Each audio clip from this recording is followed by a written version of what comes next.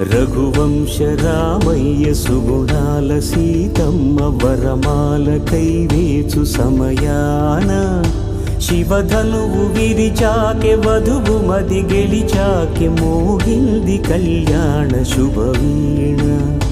కళ్యాణం వైభోగం శ్రీరామచంద్రుని కళ్యాణం.